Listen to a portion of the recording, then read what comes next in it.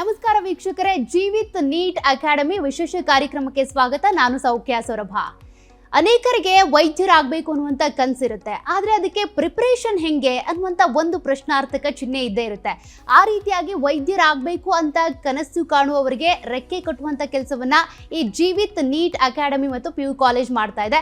ಹಾಗಾದ್ರೆ ಈ ಒಂದು ಜೀವಿತ್ ನೀಟ್ ಅಕಾಡೆಮಿ PU ಕಾಲೇಜಿನಲ್ಲಿ ಉಪನ್ಯಾಸಕರಿರ್ಬೋದು, ಫುಡ್ ಫೆಸಿಲಿಟಿ ಮತ್ತು ವಸತಿ ಕಂಪ್ಲೀಟ್ ಆಗಿ ಯಾವ ರೀತಿ ವ್ಯವಸ್ಥೆ ಇದೆ, ಇದೆಲ್ಲದ್ರ ಬಗ್ಗೆನೂ ಕೂಡ ಕಂಪ್ಲೀಟ್ ವಿವರಣೆಯನ್ನ ಇವತ್ತಿನ ಕಾರ್ಯಕ್ರಮದಲ್ಲಿ ಕೊಡ್ತಾ ಹೋಗ್ತೀವಿ.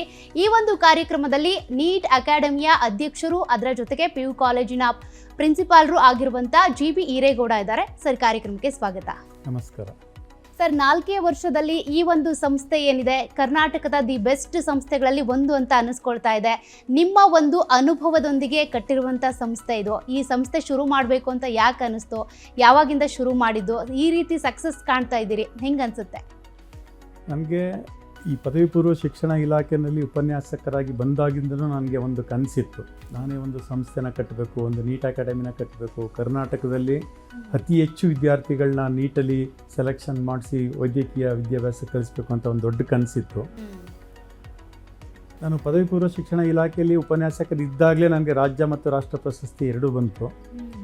ಬಂದ ನಂತರ ನಾನು ಒಂದು ಯೋಚನೆ ಮಾಡಿ ನಾನು VRSನ ತಗೊಂಡು ನನ್ನದೇ ಆದ ಒಂದು ದೊಡ್ಡ ಸಂಸ್ಥೆನ ಕಟ್ಟಬೇಕು ಅಂತ ಕನಸಿನ ಕಂಡು VRSನ ತಗೊಂಡು ಹೊರಗಡೆಗೆ ಬಂದ ಮೇಲೆ 22ರಲ್ಲಿ ನಮ್ಮ ಸಂಸ್ಥೆ ಪ್ರಾರಂಭ ಆಗಿದೆ. ಪ್ರಾರಂಭದ ದಿನದಿಂದಲೂ ಪ್ರತಿ ವರ್ಷ ಕನಿಷ್ಠ 50% ವಿದ್ಯಾರ್ಥಿಗಳು ನೀಟು ಮಾರ್ಕ್ಸ್ ಮೇಲೆ ಸೆಲೆಕ್ಟ್ ಆಗ್ತಾ ಇದ್ದಾರೆ. ಅದು ನಮ್ಮ ಸಂಸ್ಥೆಯ ಹೆಮ್ಮೆ. ಮತ್ತು ಪದವಿ ಪೂರ್ವ ಕಾಲೇಜಿನಲ್ಲೂ ಸಹ ನಮ್ಮ ಸಂಸ್ಥೆಯ ರಿಸಲ್ಟು 100% ರಿಸಲ್ಟ್ ಬರ್ತಾ ಇದೆ. ಮೋರ್ ದ್ಯಾನ್ 70% ಸ್ಟೂಡೆಂಟ್ಸು 90% ಮೇಲೆ ಸ್ಕೋರ್ ಮಾಡ್ತಾ ಇದ್ದಾರೆ. ಸ್ಟೇಟ್ ರ್ಯಾಂಕ್ಗಳು ಸಹ ಬರ್ತಾ ಇದೆ. ಅದ್ರ ಹಿಂದೆ ಎಲ್ಲ ಉಪನ್ಯಾಸಕರ ಹಾರ್ಡ್ ವರ್ಕ್ ಇದೆ, ನನ್ನ ಐಡಿಯಾಸ್ ಇದೆ, ನನ್ನ 30 ವರ್ಷದ ಎಕ್ಸ್ಪೀರಿಯೆನ್ಸನ್ನು ನಾನು ಅಲ್ಲಿ ದಾರೆ ಎರಿತಾ ಇದ್ದೀನಿ. ಬೆಳಗ್ಗೆ 8:30ಯಿಂದ ರಾತ್ರಿ 8:30ವರೆಗೂ ಎಲ್ಲ ಮಕ್ಕಳನ್ನ ಕೂರಿಸ್ಕೊಂಡು ಓದಿಸಿ, ಅವ್ರಿಗೆ ಪಾಠ ಮಾಡಿ, ಓದಿಸಿ ಪ್ರಿಪ್ರೇಷನ್ ಮಾಡಿ ನಮ್ಮ ಉಪನ್ಯಾಸಕರು ಹೋಗ್ತಾ ಇದ್ದಾರೆ. ಪ್ರತಿ ದಿವಸ ಟೆಸ್ಟ್ ಮಾಡ್ತೀವಿ. ವರ್ಷದಲ್ಲಿ 180 ಟೆಸ್ಟ್ಗಳು ಮಾಡ್ತೀವಿ ಮತ್ತು 40ರಿಂದ 60 ಎಕ್ಸಾಮ್ಸನ್ನು ಮಾಡ್ತೀವಿ. ಇಷ್ಟೆಲ್ಲ ಪ್ರಿಪ್ರೇಷನ್ಸ್ನ ಮಾಡಿ ನಾವು ಸಕ್ಸಸ್ನ ಕಾಣ್ತಾ ಇದ್ದೀವಿ. ಸೊ ಅದರಿಂದ ನಾನು ಅದು ತಿಳ್ಕೊಂಡಿರೋದೇನಪ್ಪ ಅಂದರೆ, ಹಾರ್ಡ್ ವರ್ಕ್ ಮಾಡಿದ್ರೆ ಏನು ಬೇಕಾದ್ರೂ ಸಾಧನೆ ಮಾಡ್ಬೋದು ಅಂತ ನಾನು ತಿಳ್ಕೊಂಡು ಈ ಸಂಸ್ಥೆನ ಕಟ್ಟಿದ್ದೀನಿ. ಸರ್, ಇದಷ್ಟೇ ಅಲ್ಲ, ನಾವು ವೀಕ್ಷಕರೇ ಕೂತಲ್ಲೇ ಎಲ್ಲ ಡೀಟೇಲ್ಸ್ ಕೊಡಲ್ಲ. ಅದ್ರ ಬದಲಿಗೆ ಈ ಒಂದು ಕ್ಯಾಂಪಸ್ ಹೆಂಗಿದೆ, ಅದರ ವ್ಯವಸ್ಥೆ ಹೆಂಗಿದೆ, ಕಂಪ್ಲೀಟ್ ಆಗಿ ನಿಮ್ಮ ಕಣ್ಣಿಗೆ ಕಟ್ಟುವಂತೆ ಅದೆಲ್ಲದನ್ನೂ ಕೂಡ ತೋರಿಸ್ತಾ ಹೋಗ್ತೀವಿ. ಕ್ಯಾಂಪಸ್ ಟೂರ್ನ ನೋಡಿದ ಮೇಲೆ ನಿಮಗೆ ಅನಿಸುತ್ತೆ ನಮ್ಮ ಮಕ್ಕಳನ್ನು ಕೂಡ ಈ ಒಂದು ಇನ್ಸ್ಟಿಟ್ಯೂಟ್ಗೆ ಸೇರಿಸಿದ್ರೆ ಖಂಡಿತವಾಗ್ಲೂ ನೀಟ್ ಎಕ್ಸಾಮನ್ನು ಫೇಸ್ ಮಾಡ್ತಾರೆ, ವೈದ್ಯರಾಗ್ತಾರೆ ಅಂತ. ಹಾಗಾಗಿ ಕಂಪ್ಲೀಟ್ ಆಗಿ ಈ ಒಂದು ಸಂಸ್ಥೆಯ ಟೂರ್ ನೋಡ್ತಾ ಹೋಗೋಣ. ಕ್ಯಾಂಪಸ್ ಟೂರ್ ಹೇಗಿರುತ್ತೆ ಅದನ್ನು ನಿಮಗೆ ತೋರಿಸ್ತಾ ಹೋಗ್ತೀವಿ.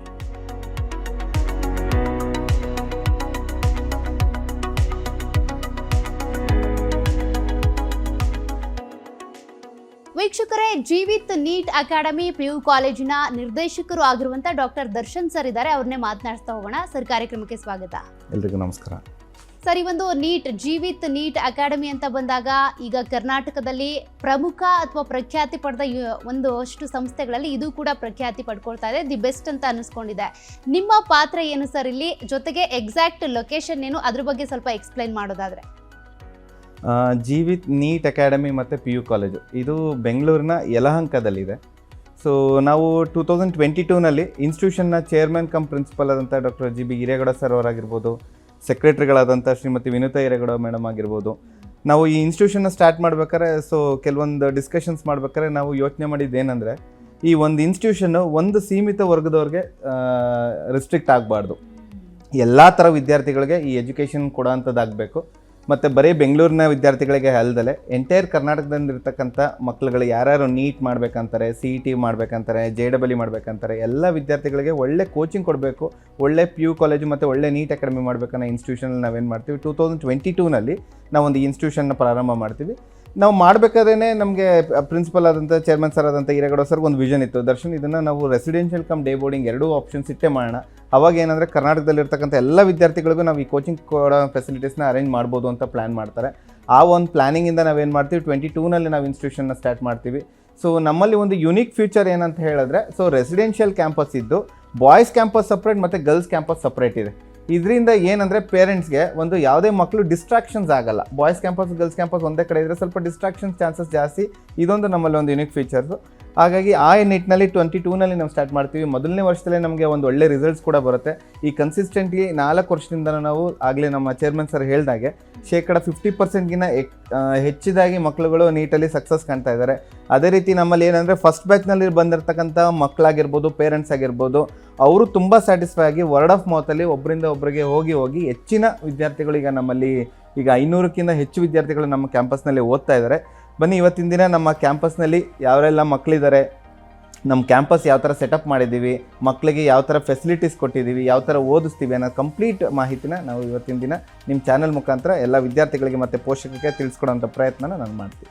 ಎಸ್ ವೀಕ್ಷಕರೇ, ಹಾಗಾದರೆ ಜೀವಿತ್ ಅಕಾಡೆಮಿಯಲ್ಲಿ ಯಾವ ರೀತಿಯಾಗಿ ಶೆಡ್ಯೂಲ್ ಇರುತ್ತೆ, ಯಾವ ರೀತಿಯಾಗಿ ವಿದ್ಯಾರ್ಥಿಗಳನ್ನ ಮಾನಿಟರಿಂಗ್ ಮಾಡಲಾಗುತ್ತೆ, ವೈದ್ಯರಾಗಬೇಕು ಅಂತ ಕನಸು ಕಂಡಿರುವಂಥ ವಿದ್ಯಾರ್ಥಿಗಳನ್ನ ಹೇಗೆ ತಯಾರು ಮಾಡ್ತಾರೆ ನೋಡ್ತಾ ಹೋಗೋಣ.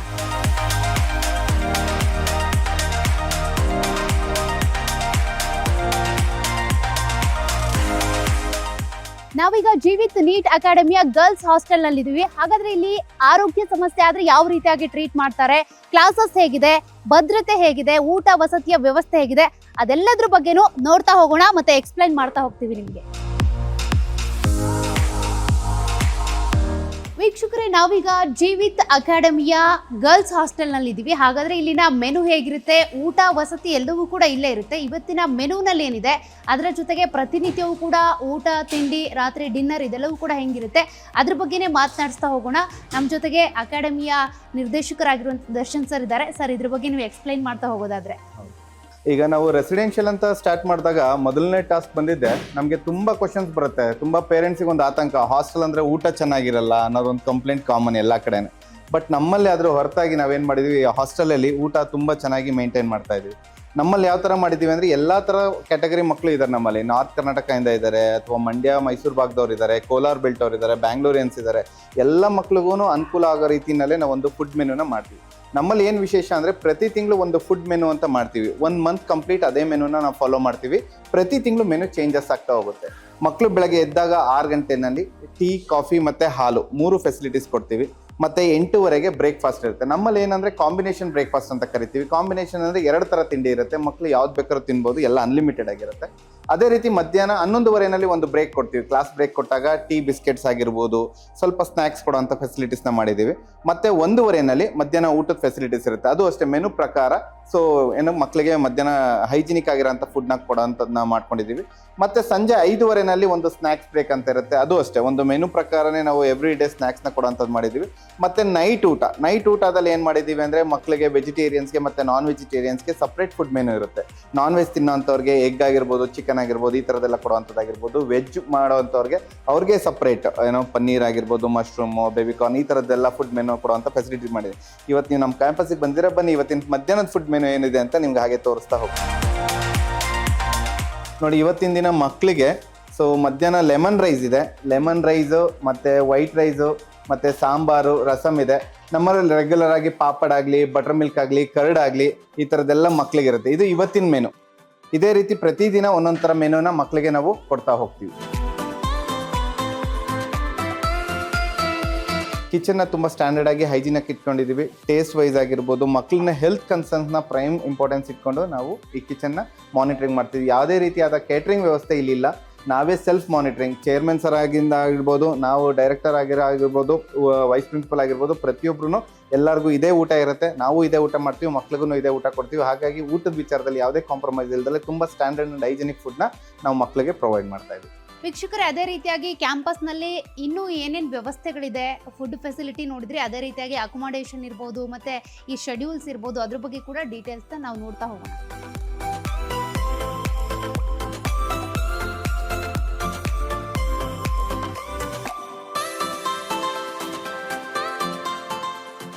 ಜೀವಿತ್ ಅಕಾಡೆಮಿಯಲ್ಲಿ ಗರ್ಲ್ಸ್ ಹಾಸ್ಟೆಲ್ನಲ್ಲಿ ಊಟ ತಿಂಡಿ ಫೆಸಿಲಿಟೀಸ್ ಹೇಗಿರುತ್ತೆ ಅಂತ ನೋಡಿದ್ರೆ ಅದೇ ರೀತಿಯಾಗಿ ನೀವು ಕ್ಲಾಸಸ್ನ ಗಮನಿಸ್ತಾ ಇದ್ದೀರಿ.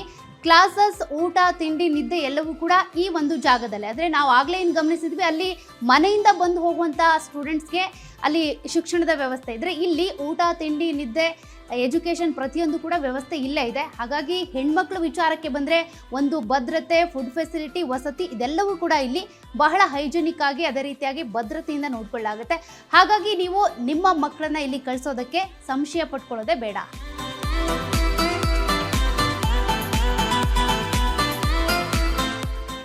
ವೀಕ್ಷಕರೇ, ತುಂಬ ದೂರದ ಊರಿಂದ ಈ ಅಕಾಡೆಮಿಗಳಿಗೆ ಅಥವಾ ಯೂನಿವರ್ಸಿಟಿಯಲ್ಲೋ ಅಥವಾ ಹಾಸ್ಟೆಲಲ್ಲೋ ಮಕ್ಕಳನ್ನ ಬಿಟ್ಟಿರುವಂಥ ಪೋಷಕರಿಗೆ ಏನು ಆತಂಕ ಇರುತ್ತೆ ಹೇಳಿ?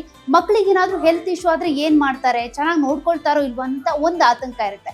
ಇಲ್ಲಿ ನೋಡಿ, ಹೆಲ್ತಿಗೆ ಸಂಬಂಧಪಟ್ಟಂತೆ ಏನೇ ಸಮಸ್ಯೆಗಳಾಯಿತು ಅಂತ ಅಂದರೆ ಅವರಿಗೆ ಪ್ರಾಥಮಿಕವಾಗಿ ಚಿಕಿತ್ಸೆ ನೀಡೋದಕ್ಕೆ ಅಂತ ಇಲ್ಲೇ ಡಾಕ್ಟರ್ ಇರ್ತಾರೆ. ಏನಾದರೂ ತುಂಬ ಸೀರಿಯಸ್ ಆದವೆ ಅಥವಾ ಅಂಥ ಕಂಡೀಷನ್ ಇದೆ ಅಂದರೆ ಆಸ್ಪತ್ರೆಗೆ ಕರ್ಕೊಂಡು ಹೋಗ್ತಾರೆ. ಸದ್ಯಕ್ಕೆ ಆರೋಗ್ಯಕ್ಕೆ ಏನಾದರೂ ಆಗುತ್ತಾ, ನಮ್ಮ ಮಕ್ಕಳಿಗೆ ಹೆಲ್ತ್ ಇಶ್ಯೂ ಏನಾದರೂ ಆದರೆ ಏನು ಮಾಡ್ತಾರೆ ಅನ್ನುವಂಥ ಆತಂಕ ಇರುವಂಥ ಪೋಷಕರಿಗೆ ಇದೇ ಉತ್ತರ. ಇಲ್ಲಿ ಎಲ್ಲ ರೀತಿಯಾಗಿ ಹೆಲ್ತ್ ಚೆಕಪ್ ಮಾಡ್ತಾರೆ. ಪ್ರಾಥಮಿಕವಾಗಿ ಏನು ಚಿಕಿತ್ಸೆ ಕೊಡ್ಬೋದು ಅದೆಲ್ಲದನ್ನು ಕೂಡ ಮಾಡ್ತಾರೆ. ಹಾಗಾಗಿ ಜೀವಿತ್ ನೀಟ್ ಅಕಾಡೆಮಿಯಲ್ಲಿ ಆರೋಗ್ಯಕ್ಕೆ ಸಂಬಂಧಪಟ್ಟಂತೆನೂ ಕೂಡ ಡಾಕ್ಟರ್ಸ್ ಇರ್ತಾರೆ. ಹಾಗಾಗಿ ನೋಡ್ಕೊಳ್ತಾರೆ, ಯಾವುದೇ ಸಮಸ್ಯೆ ಇಲ್ಲ.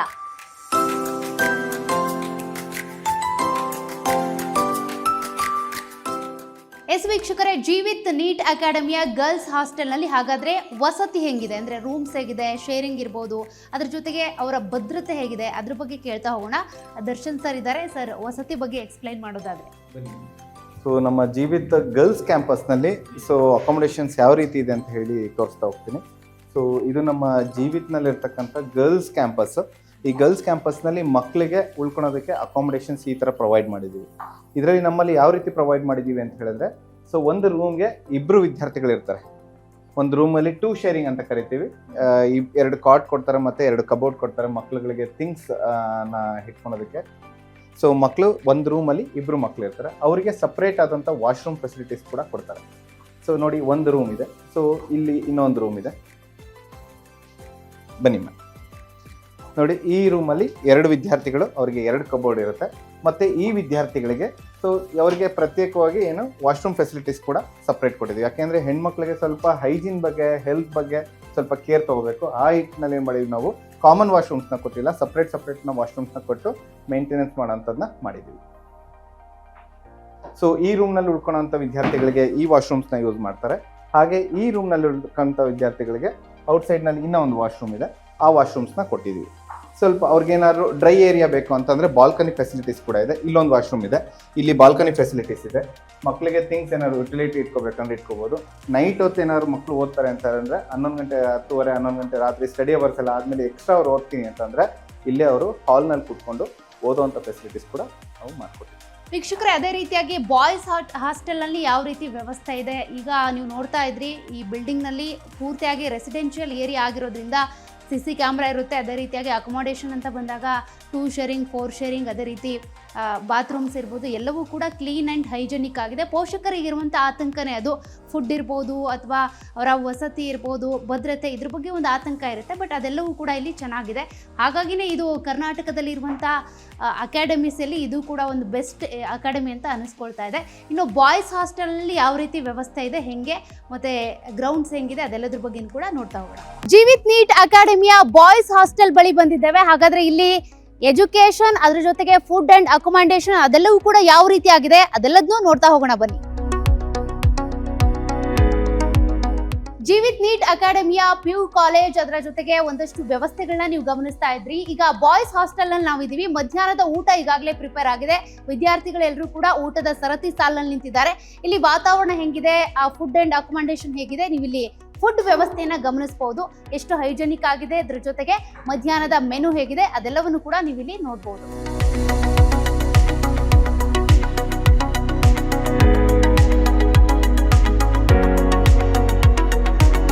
ನಾವೀಗ ಜೀವಿತ್ ನೀಟ್ ಅಕಾಡೆಮಿಯ ಬಾಯ್ಸ್ ಹಾಸ್ಟೆಲ್, ಅದರ ಜೊತೆಗೆ ಕ್ಲಾಸಸ್, ಅಕೊಮಡೇಷನ್ ಮತ್ತೆ ಫುಡ್ ಹೇಗಿರುತ್ತೆ ಅದ್ರ ಬಗ್ಗೆ ತೋರಿಸೋದಕ್ಕೆ ಅಂತ ಈ ಕಡೆ ಬಂದಿದ್ದೀವಿ. ನೀವೀಗ ಕ್ಲಾಸಸ್ ನಡೀತಾ ಇರೋದನ್ನ ಗಮನಿಸ್ತಾ ಇರ್ಬೋದು. ಕ್ಲಾಸಸ್ ಅಲ್ಲಿ ವಿದ್ಯಾರ್ಥಿಗಳು ಕೂತು ಕ್ಲಾಸ್ ಕೇಳ್ತಾ ಇದ್ದಾರೆ. ಇಲ್ಲಿ ನೀಟ್ ಅಕಾಡೆಮಿ ಅಥವಾ ನೀಟ್ ಎಕ್ಸಾಮ್ ಅಂತ ಬಂದಾಗ ಸೈನ್ಸಿಗೆ ಹೆಚ್ಚಾಗಿ ಒತ್ತು ಕೊಡಲಾಗುತ್ತೆ. ಬಿಕಾಸ್ ಡಾಕ್ಟರ್ಸ್ ಆಗುವಂಥ ವಿದ್ಯಾರ್ಥಿಗಳು. ಸದ್ಯ ಕ್ಲಾಸಸ್ನ ವಿಜುವಲ್ಸ್ನ ನೀವು ಗಮನಿಸ್ತಾ ಇದ್ದೀವಿ.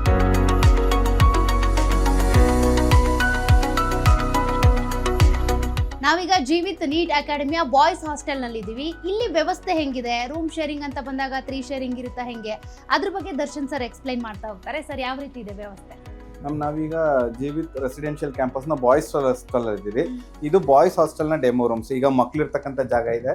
ಇಲ್ಲಿ ನಾವು ಯಾವ ಥರ ಮಾಡಿದ್ದೀವಿ ಅಂದರೆ 3 ಶೇರಿಂಗ್ ಥರ ಕೊಟ್ಟಿದ್ದೀವಿ. ಒಂದು ರೂಮ್ನಲ್ಲಿ 3 ವಿದ್ಯಾರ್ಥಿಗಳಿರ್ತಾರೆ.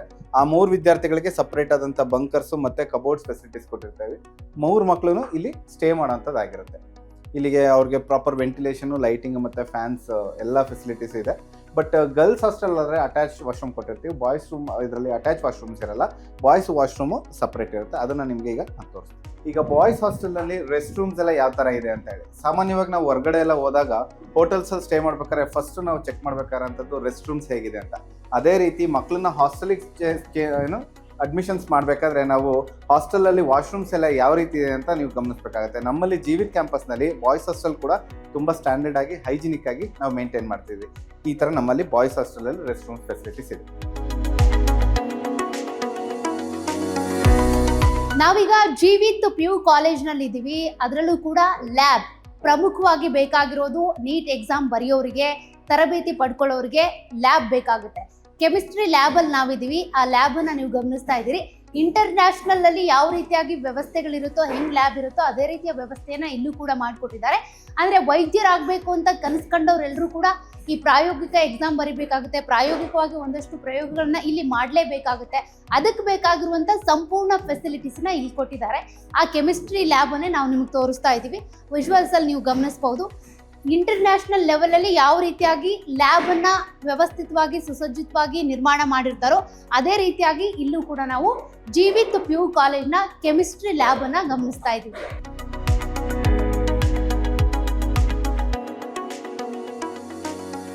ನಾವೀಗ ಜೀವಿತ್ PU ಕಾಲೇಜಿನ ಫಿಸಿಕ್ಸ್ ಲ್ಯಾಬಲ್ಲಿ ಇದ್ದೀವಿ. ಈಗ ವೈದ್ಯರಾಗಬೇಕು ಅಂತ ಕನ್ಸ್ಕೊಂಡವರು ಲ್ಯಾಬಲ್ಲಿ ಮಾಡುವಂಥ ಕೆಲಸನೇ ಹೆಚ್ಚು. ಥಿಯರಿಗಿಂತ ಪ್ರಾಕ್ಟಿಕಲ್ ಕ್ಲಾಸಸ್ ಹೆಚ್ಚು. ಅದಕ್ಕೆ ಬೇಕಾಗಿರುವಂಥ ಎಲ್ಲ ವ್ಯವಸ್ಥೆಯನ್ನು ಕೂಡ ಇಲ್ಲಿ ಈಗಾಗಲೇ ಮಾಡಲಾಗಿದೆ. ನೀವು ಗಮನಿಸ್ತಾ ಇದ್ರಿ. ಇಲ್ಲಿ ಕಾಲೇಜಲ್ಲಿ ಓದುವಂಥ ಸ್ಟೂಡೆಂಟ್ಸ್ ಏನಿರ್ತಾವ್ರೆ ಅವರೆಲ್ಲರೂ ಕೂಡ ಇಲ್ಲಿ ಬಂದು ಫಿಸಿಕ್ಸ್ಗೆ ಸಂಬಂಧಪಟ್ಟಂತೆ ಪ್ರಾಯೋಗಿಕ ಕೆಲಸಗಳನ್ನು ಇಲ್ಲಿ ಮಾಡ್ತಾರೆ. ಆ ಲ್ಯಾಬನ್ನು ನೀವು ಇಲ್ಲಿ ಗಮನಿಸ್ಬೋದು. ಒಟ್ಟು 4 ಲ್ಯಾಬ್ಗಳು ಇಲ್ಲಿರುವಂಥದ್ದು. ಒಂದು ಫಿಸಿಕ್ಸು, ಕೆಮಿಸ್ಟ್ರಿ, ಬಯಾಲಜಿ, ಅದೇ ರೀತಿಯಾಗಿ ಕಂಪ್ಯೂಟರ್ ಸೈನ್ಸ್. ಈ ಲ್ಯಾಬ್ಗಳಲ್ಲಿ ಮಾಡುವಂಥ ಪ್ರಯೋಗಗಳು ಬಹಳ ಪ್ರಮುಖ ಆಗುತ್ತೆ. ಯಾಕೆಂದರೆ ಜನರ ಜೀವ ಉಳಿಸೋದು ಅಂದರೆ ಬರೀ ಥಿಯರಿ ಕ್ಲಾಸಸ್ಸಿಂದ ಅಲ್ಲ, ಸಾಧ್ಯ ಇಲ್ಲ. ಲ್ಯಾಬಲ್ಲೇ ಎಲ್ಲವನ್ನೂ ಕೂಡ ಕಲಿಬೇಕಾಗುತ್ತೆ. ಆ ಕ್ಲಾಸಸ್ನ ಇಲ್ಲಿ ಮಾಡ್ತಾರೆ.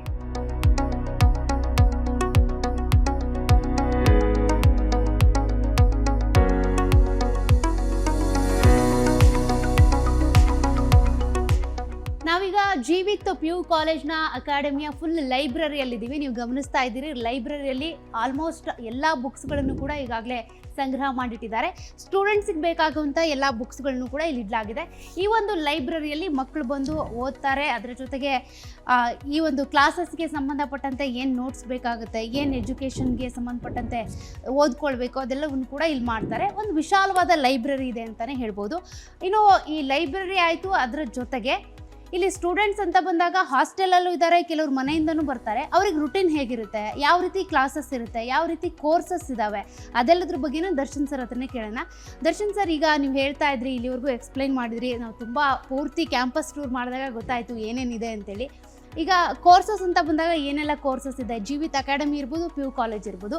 ಮತ್ತು ಕೆಲವ್ರು ಹಾಸ್ಟೆಲಲ್ಲಿದ್ದಾರೆ, ಕೆಲವರು ಇಲ್ಲೇ ಇದ್ದಾರೆ, ಇನ್ನು ಕೆಲವ್ರು ಮನೆಯಿಂದ ಬರ್ತಾರೆ. ಅವರಿಬ್ಬರಿಗೂ 2 ಥರದವ್ರಿಗೂ ಹೆಂಗೆ ರುಟೀನ್ಸ್ ಇರುತ್ತೆ, ಹೆಂಗೆ ಅಂತ?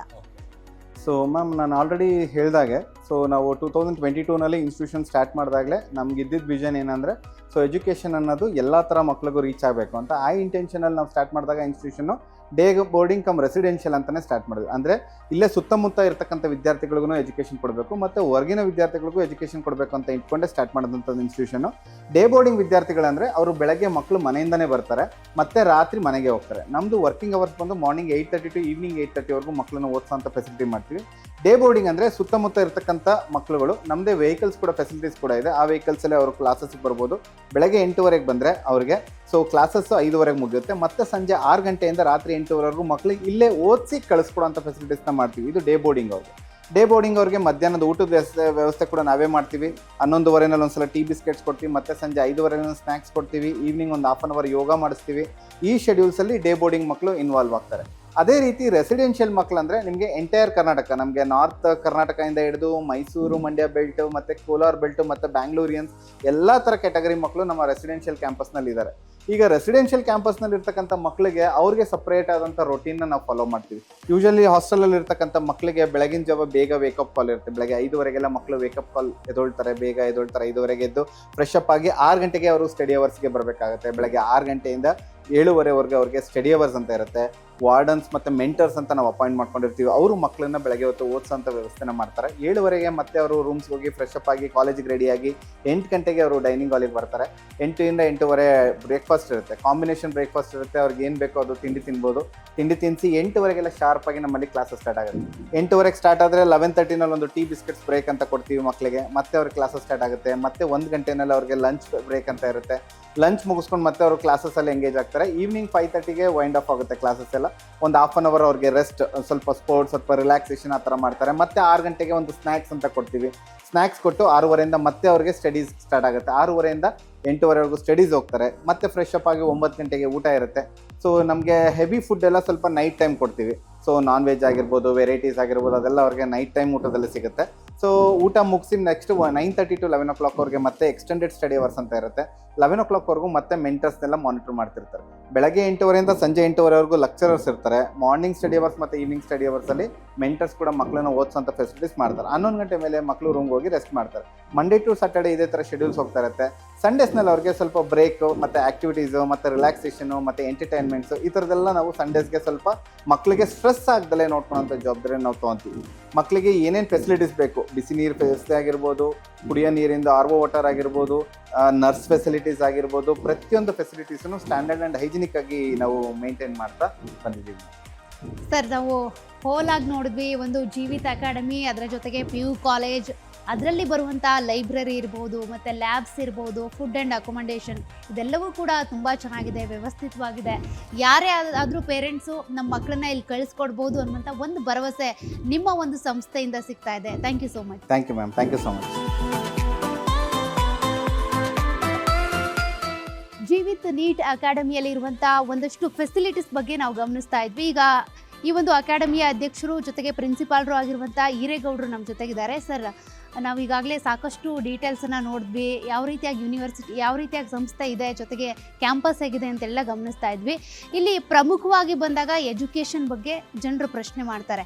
ಬೇರೆ ಯೂನಿವರ್ಸಿಟಿಗೆ ಕಂಪೇರ್ ಮಾಡಿದರೆ ನಿಮ್ಮ ಯೂನಿವರ್ಸಿಟಿ ಏನು ಭರವಸೆ ಕೊಡುತ್ತೆ ಅಂತಾರೆ.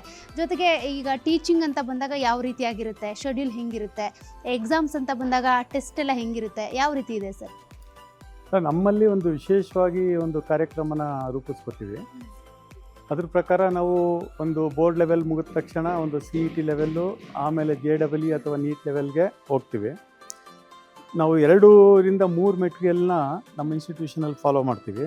ಒಂದು CET ಲೆವೆಲ್ ಕೋಚಿಂಗ್ ಮಾಡಿದ್ರೆ ಕ್ಲಾಸ್ ವರ್ಕಲ್ಲಿ ಕ್ಲಾಸಲ್ಲಿ ಮಾಡೋದಕ್ಕೆ ಅದನ್ನು ಉಪಯೋಗಿಸ್ತೀವಿ. 2ನೇದು JEE ಲೆವೆಲ್ಲು ಅಥವಾ ನೀಟ್ ಲೆವೆಲ್ಗೆ ಇನ್ನೊಂದು ಮೆಟೀರಿಯಲ್ನ ಯೂಸ್ ಮಾಡ್ಕೋತೀವಿ.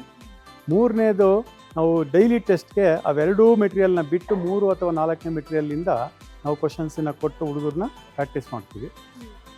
ಆ ಕ್ವಶನ್ಸ್ ಯಾವುದು ಹುಡುಗರು ಮಾಡಿರೋದಿಲ್ಲ ಅದನ್ನ ಬೆಳಿಗ್ಗೆ ನೆಕ್ಸ್ಟ್ ಡೇಗೆ ಅದನ್ನ ಡಿಸ್ಕಸ್ ಮಾಡಿ ಅದು ನೆಕ್ಸ್ಟ್ ಟಾಪಿಕ್ಸ್ನ ನಾವು ತಗೋತೀವಿ. ಇದು ನಮ್ಮಲ್ಲಿ ಒಂದು ವಿಶೇಷ.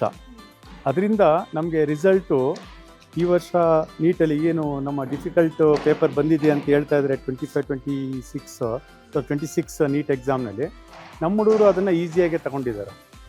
ಈಗ 100% ಗ್ಯಾರಂಟಿ ಕೊಡ್ತಾ ಇದ್ದೀನಿ. ಈಗಲೂ ಸಹ 52 ವಿದ್ಯಾರ್ಥಿಗಳಲ್ಲಿ 26ರಿಂದ 27 ವಿದ್ಯಾರ್ಥಿಗಳಿಗೆ ಮೆಡಿಕಲ್ ಸೀಟ್ ಸಿಗುತ್ತೆ ನಮ್ಗೆ ಈ ಸರಿ. ಈ ಬಾರಿ 52 ಜನ ನೀಟ್ ಎಕ್ಸಾಮ್ನ ಬರೆದಿದ್ದಾರೆ ನಮ್ಮಲ್ಲಿ ಲಾಂಗ್ ಟರ್ಮ್ ನೀಟ್ ಕೋಚಿಂಗ್ ತಗೊಂಡು. ಅದರಲ್ಲಿ 27 ಜನ ವಿದ್ಯಾರ್ಥಿಗಳು 500 ಮೇಲೆ ತಗೊಂಡಿದ್ದಾರೆ. ಅದರಿಂದ ಅವ್ರಿಗೆಲ್ರಿಗೂ ಗ್ಯಾರಂಟಿ ನಮಗೆ ನೀಟ್ ಎಕ್ಸಾಮ್ನಲ್ಲಿ ಸಕ್ಸಸ್ ಆಗ್ತೀವಿ ಅಂತ ಗ್ಯಾರಂಟಿ ಇದೆ. ಅದು ಅದರೆಲ್ಲ ಕಷ್ಟಪಟ್ಟು ಮಾಡಿದ್ರ ಪ್ರಯುಕ್ತ ಅದು ನಮಗೆ ಒಳ್ಳೆ ನೀಟ್ ರಿಸಲ್ಟ್ ಬರ್ತಾ ಇದೆ ಸರ್. ಸರ್, ನಿಮ್ಮದು 28 ವರ್ಷಗಳ ಟೀಚಿಂಗ್ ಎಕ್ಸ್ಪೀರಿಯೆನ್ಸು, ಅದನ್ನು ಈ ಸಂಸ್ಥೆಗೆ ಯಾವ ರೀತಿಯಾಗಿ ದಾರೆ ಎರಿತಾ ಇದ್ದೀರಾ? ಅಲ್ಲ, ನನಗೆ 28 ವರ್ಷ ನಮಗೆ ಏನು ಸರ್ಕಾರಿ ಕಾಲೇಜಲ್ಲಿರ್ಬೋದು, ಹೊರಗಡೆ ಇರ್ಬೋದು, ನನ್ನೇನು ಎಕ್ಸ್ಪೀರಿಯೆನ್ಸ್ ಇತ್ತು ಆ ಎಕ್ಸ್ಪೀರಿಯೆನ್ಸನ್ನು ನಾನು ಇಲ್ಲಿ ವ್ಯವಸ್ಥಿತವಾಗಿ ಒಂದು ಪರಿಣಾಮಕಾರಿಯಾಗಿ ಉಪಯೋಗಿಸ್ತಾ ಇದ್ದೀನಿ. ಅದನ್ನು ನನ್ನ ಎಕ್ಸ್ಪೀರಿಯೆನ್ಸನ್ನು ನಮ್ಮ ಟೀಚರ್ಸು, ನಮ್ಮ ಲೆಕ್ಚರರ್ಸ್ ಅಂತ ಏರಿದ್ರೆ ಅವ್ರಿಗೂ ದಾರೆ ಎರಿತಾ ಇದ್ದೀನಿ. ಅದು ನನ್ನ ಒಂದು ಅಕಾಡೆಮಿಕ್ ಸೆಕ್ಷನ್ ಪೂರ್ತಿ ನನ್ನ ಗೈಡೆನ್ಸಲ್ಲೇ ನಡೆಯುತ್ತೆ. ಸೊ ಅದರಿಂದ ನಮಗೆ ವೆರಿ ಗುಡ್ ರಿಸಲ್ಟ್ ಬರುತ್ತೆ. 100% ಈ ಸರಿ ಮೋರ್ ದ್ಯಾನ್ 50% ಏನು ನಾವು ಅಶ್ಯೂರ್ ಮಾಡಿದ್ದು ನೀಟಲ್ಲಿ ಮೆಡಿಕಲ್ ಸೀಟ್, ಫ್ರೀ ಸೀಟ್ ಸಿಗುತ್ತೆ ಅಂತ 100% ಸಿಗುತ್ತೆ. ಸರ್ ನಾವು ಕೂಡ ಗಮನಿಸ್ತಾ ಇದ್ವಿ, ಪೂರ್ತಿ ಕ್ಯಾಂಪಸ್ ಟೂರ್ ಮಾಡಿದಂಥ ಸಂದರ್ಭದಲ್ಲಿ ಲ್ಯಾಬ್ಸ್ ಇರ್ಬೋದು, ಅದೇ ರೀತಿಯಾಗಿ ಲೈಬ್ರರಿ ಇರ್ಬೋದು, ಹಾಗೆ ಫುಡ್ ಫೆಸಿಲಿಟಿ ಇರ್ಬೋದು, ಅಕೊಮಡೇಷನ್ ಇರ್ಬೋದು, ಗರ್ಲ್ಸ್ಗೆ ಮತ್ತು ಬಾಯ್ಸ್ಗೆ ಬೇರೆ ಬೇರೆ ನೀವು ಹಾಸ್ಟೆಲ್ಸ್ ಫೆಸಿಲಿಟೀಸನ್ನು ಮಾಡಿದಿರಿ. ಇದೆಲ್ಲವೂ ಕೂಡ ಪೋಷಕರಿಗೆ ಒಂದು ರೀತಿಯಾಗಿ ಭರವಸೆಯನ್ನು ಕೊಡುವಂಥ ವ್ಯವಸ್ಥೆ ಆಗಿತ್ತು. ನಿಜಕ್ಕೂ ಕೂಡ ನಮಗೂ ಖುಷಿ ಅನ್ನಿಸ್ತು ಸರ್. ನೀಟ್ ಎಕ್ಸಾಮ್ ಬರಿಬೇಕು, ನಾವು ಡಾಕ್ಟರ್ ಆಗಬೇಕು ಅಂತ ಅಂದ್ಕೊಂಡಿರುವಂಥ ಅನೇಕ ವಿದ್ಯಾರ್ಥಿಗಳಿಗೆ ಒಂದು ರೀತಿಯಾಗಿ ನಿಮ್ಮ ಸಂಸ್ಥೆ ಭರವಸೆಯ ಬೆಳಕಾಗ್ತಾ ಇದೆ. Thank you so much sir. Thank you. ನೋಡಿದ್ರಲ್ಲ ವೀಕ್ಷಕರೇ, ಇದಾಗಿತ್ತು ಇವತ್ತಿನ Jeevith NEET academy and PU ಕಾಲೇಜ್ನ ಕ್ಯಾಂಪಸ್ ಟೂರ್. ನೋಡ್ತಾ ಇರಿ ಗ್ಯಾರಂಟಿ ನ್ಯೂಸ್, ಸುದ್ದಿ ಖಚಿತ, ನ್ಯಾಯ ನಿಶ್ಚಿತ.